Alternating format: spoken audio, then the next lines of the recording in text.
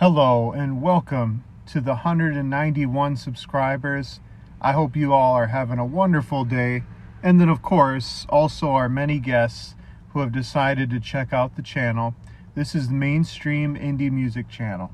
Yes, I'm still working on the banner and some kind of like some tweaks to the channel. Kind of got some busy things going on in my personal life as well, so that's kind of delayed that a little bit, but that will be coming soon. This week's episode is very exciting because this is a band I have seen live. This is a band many people in the indie world know very well. They are just a firecracker duo. You know, they just have 100% energy all the time, especially their concerts. Who is it? Well, this is the band Matt and Kim. So what we're going to do today is we are going to kind of set up their story, how they got their start, and then kind of their peak years together as a band. Because unfortunately, it seems like Matt and Kim kind of hit a plateau, but I also think at the same time that this is once again kind of a band that it's like they found their audience, they found their group of people who listen to them, and they are just quite content to just perform to that group, you know. And I'm not saying they can't find more fans. In fact, if I remember doing my research, it was either 2023 or even 2024, they performed at a huge music festival. So they definitely have potential to get more fans, but I do believe they have found their core group and are quite content performing to that core group. And, you know, kudos to them. That's awesome. You know, so the story, it seems like begins like how a lot of indie music bands start out their story. They met in college. Their names literally are Matt and Kim. They were studying at Brooklyn's Pratt Institute together. They actually both ended up graduating and getting their degrees as well. And then they began dating. You know, they found each other attractive and wanted to date each other. And after they graduated, they moved in together. And, you know, they were busy trying to find work, trying to figure out what they wanted to do next in their lives. But whether it was out of boredom, whether it was out of self-interest, Matt started to play the keyboards, and he really liked it. And Kim picked up a drum set. She really liked enjoying playing it. You know, I can kind of relate. I have the same background. I got tired of playing guitar one day and picked up drumsticks and just never looked back after that. So I can feel for him. And it's funny because also similar to them, they had no background experience at all, you know, with any instruments. So they just kind of were like, hey, this would be kind of cool to play together. And I think this is just the benefit of them being in a relationship.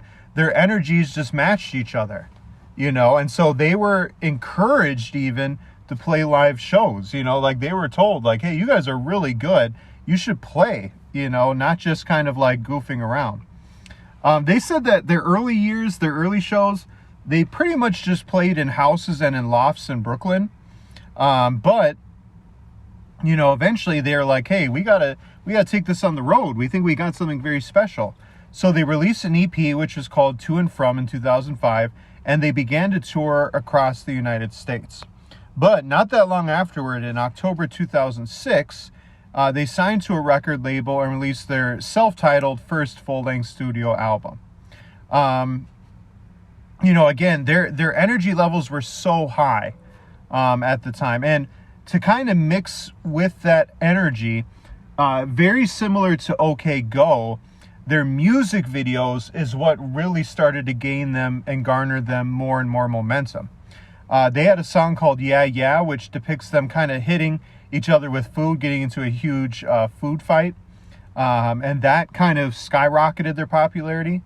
And then by 2008 now, so about a year and a half later, they had actually completed their second full-length album and was looking for a record label to sign them. So, you know, they were like, hey, we got great music, we want to release it. but they couldn't afford it, nor had the time to kind of get it all together. Fortunately, they were signed to a new label, and Grand was released in 2009. And hey, again, for all of us indie people who know what this album is, I think all of us can agree that this was a very fortunate thing that Grand was signed on. Grand was really cool because it was recorded entirely in Matt's childhood bedroom as well. So it took 9 months for them to finish it. The first single, very well known among Matt and Kim fans, Daylight, is certified gold. And it's funny because I would say commercially, that's also what really helped them. And it was a mix. It was a mix in commercials. It was a mix in TV shows. It was a mix in video games. So that really just kind of helped their momentum as well, was kind of just how they were spread out and got their music across to different people. They had a very controversial music video because they kind of kept the momentum as well on, you got to make interesting music videos. And this was for their song Lessons Learned.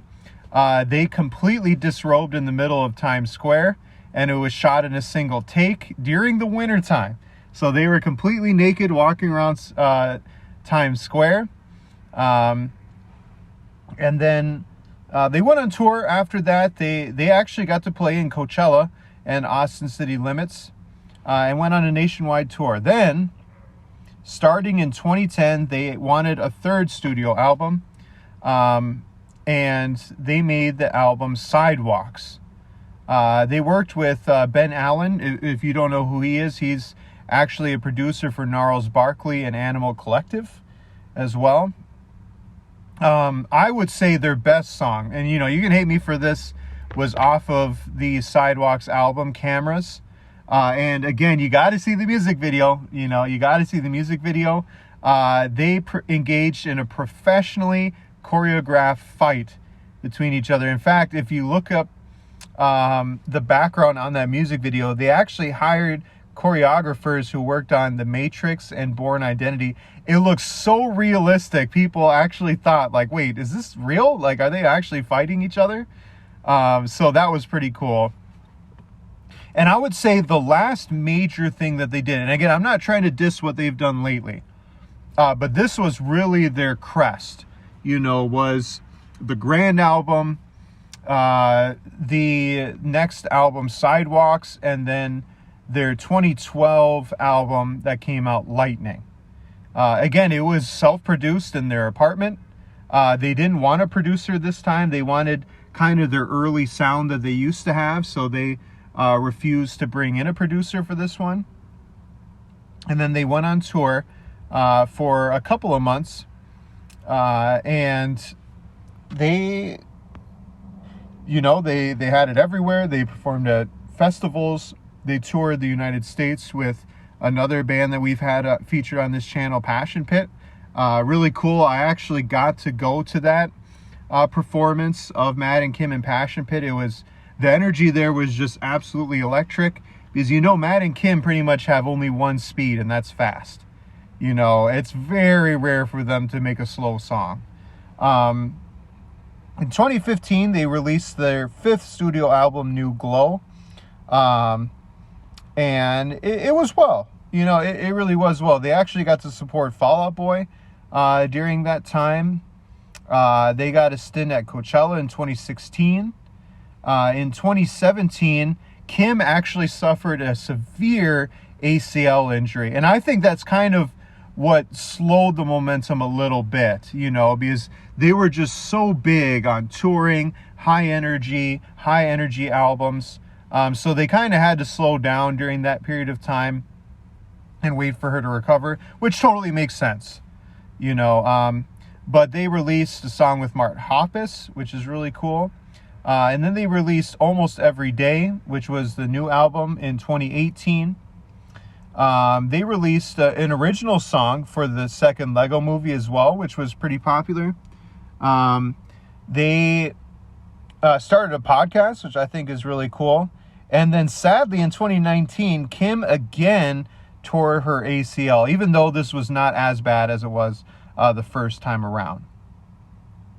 And pretty much since 2021, they have just released singles. No major albums have come out. And what's kind of interesting, I didn't know this until doing research into Matt and Kim, but starting in February 2023, Matt and Kim released a new TikTok page, PG-14, which still only features Matt and Kim, but it's essentially a new band that they're doing. So, you know, check out PG-14 if you like Matt and Kim. It's pretty much the same thing. Kind of just to wrap up this video, Matt and Kim are still dating. They've been dating, you know, ever since college, performing together. It's been only the two of them on tour. So please check out Matt and Kim's music videos. Please check out the song Cameras by Matt and Kim. Good old-fashioned Nightmare. You can never go wrong there as well. And Daylight. And then check out PG-14 if you haven't done so. That's all I got for Matt and Kim, and I'll see y'all next week.